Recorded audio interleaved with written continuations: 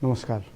आदरणीय बुवा आमा, दिदीबहिनी तथा दाजुभाइहरू, म आज एक अत्यन्त संवेदनशील घडीमा तपाईहरू सामु उपस्थित भएको छु। केही दिन अघि सुनसरीको देवानगञ्ज, सिराहा लगायतका स्थानमा भएको दुःखद घटना र त्यसपछि केही जिल्लाहरूमा उत्पन्न अशान्त वातावरणलाई लिएर नेपाल सरकार पूर्ण रूपमा गम्भीर र संवेदनशील छ। यस दुःखद घटनामा परि निधन हुनुभएका हाम्रा नागरिकहरू जयप्रकाश मेहता, ओम प्रकाश मेहता र गणेश यादवप्रति म भावपूर्ण श्रद्धाञ्जली अर्पण गर्दछु।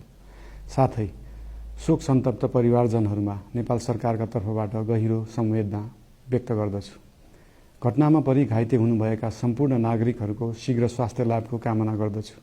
घाइतेहरूको उपचारमा कुनै पनि प्रकारको कमी वा ढिलाइ हुन नदिन सम्बन्धित स्वास्थ्य निकायहरूलाई स्पष्ट निर्देशन दिइसकिएको छ। घटना भए लगत्तै सबै सुरक्षा निकायहरूले तत्काल घटनास्थलमा पुगेर परिस्थितिलाई सामान्य बनाउने, थप अप्रिय घटना हुन नदिने र शान्ति सुरक्षा कायम गर्ने प्रयास निरन्तर गरिरहेका छन्।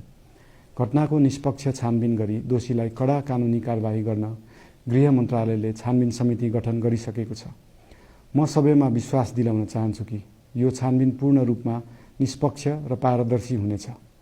घटनामा संलग्न दोषी जो कोही भए पनि कानुनी दायरामा ल्याउन सरकार प्रतिबद्ध छ। अवस्था थप नबिग्रियोस्, कुनै पनि नागरिकको जनधनको क्षति हुन नपाओस् र स्थानीय स्तरमा विश्वासको वातावरण बनोस् भन्नका लागि नेपाल सरकार निरन्तर क्रियाशील छ। परिस्थिति सामान्यीकरण गर्न केन्द्र स्तरमा सर्वदलीय बैठक आह्वान गरी गहन छलफल गरिएको छ। स्थानीय तहसम्मै जनप्रतिनिधि, नागरिक समाज, विभिन्न धार्मिक गुरुहरू, समुदायका अगुवा तथा सामाजिक व्यक्तित्वहरूसँग निरन्तर संवाद भइरहेको छ।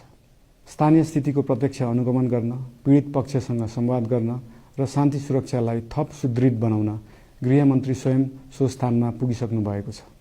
साथै देशको समग्र शान्ति सुरक्षाको अवस्थाबारे गम्भीर समीक्षा गर्न राष्ट्रिय सुरक्षा परिषदको बैठक बसी परिस्थिति अनुसारका आवश्यक निर्णयहरू समेत गरिसकिएको छ। यस्तो संवेदनशील घडीमा सामाजिक सञ्जाल वा अन्य माध्यमबाट असत्य, अपुष्ट सूचना, अफवाह, घृणा फैलाउने सामग्री वा समुदायबीच वैमनस्य बढाउने अभिव्यक्ति प्रचार प्रसार नगराउन अनुरोध गर्दछु। साथै सरकारी निकायहरूबाट जारी भएका आधिकारिक तथ्य र सूचना मात्र विश्वास गर्न विशेष आग्रह गर्दछु। प्रत्येक नागरिकको जीवधनको रक्षा गर्नु, सामाजिक सद्भाव जोगाउनु र समाजमा शान्ति कायम राख्नु राज्यको सर्वोच्च र प्राथमिक दायित्व हो। आगामी दिनमा पनि राज्य थप सतर्क र संवेदनशील रहनेछ। प्रत्येक नागरिकको जीवन सुरक्षाका लागि सरकारका सम्पूर्ण संयन्त्रहरू अहोरात्र खटिनेछन्। शान्ति सुरक्षा भङ्ग गर्ने, अराजकता फैलाउने वा हाम्रो सदियौं पुरानो सामाजिक सद्भाव, सहिष्णुता र भाइचारा खलबलाउने कुनै पनि क्रियाकलापप्रति सरकार पूर्ण रूपमा सचेत छ र यस गतिविधिमाथि कडा कदम चालिनेछन्। नेपालको संविधानले प्रत्येक नागरिकलाई आआफ्नो धर्म, संस्कृति र परम्परा मान्ने मौलिक हक प्रदान गरेको छ। यो संवैधानिक दायित्व निर्वाह गर्न सरकार पूर्ण रूपमा प्रतिबद्ध छ। धर्म समाजलाई आपसमा जोड्ने र प्रेम बाँड्ने शक्ति हो। संसारको कुनै पनि धर्म वा संस्कृतिले हिंसा, घृणा र विभाजन सिकाउँदैन। सबै धर्मको मूल सार करुणा, दया, प्रेम र शान्ति नै हो। देशको कुनै एक स्थानमा भएको अनपेक्षित र दुःखद घटनालाई लिएर कुनै सिङ्गो समुदायलाई आरोपित गर्नु र देशका अन्य भूभागमा समेत त्यसको प्रतिशोधको आगो फैलाउनु कुनै पनि दृष्टिकोणबाट न्यायोचित वा न्यायसङ्गत हुन सक्दैन।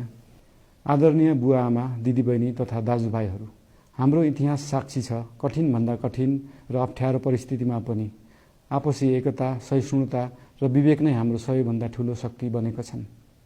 हामी सबैले जिम्मेवार नागरिकको भूमिका निर्वाह गर्दै यो सुन्दर र शान्त नेपाली आकाशमा मडारिएको अशान्तिको बादल हटाउनु पर्नेछ। हम आम नागरिक, नागरिक समाज, धार्मिक समुदाय, सब आदरणीय अगुवा, सब राजनीतिक दल आ जिम्मेवार संचार के माध्यम सबके धैर्यता आ संयमता अपना के शांति, सद्भाव, भाईचारा आ राष्ट्रीय एकता कायम राख के लेल सरकार के तरफ से हार्दिक अपील कर रहल छी। धन्यवाद।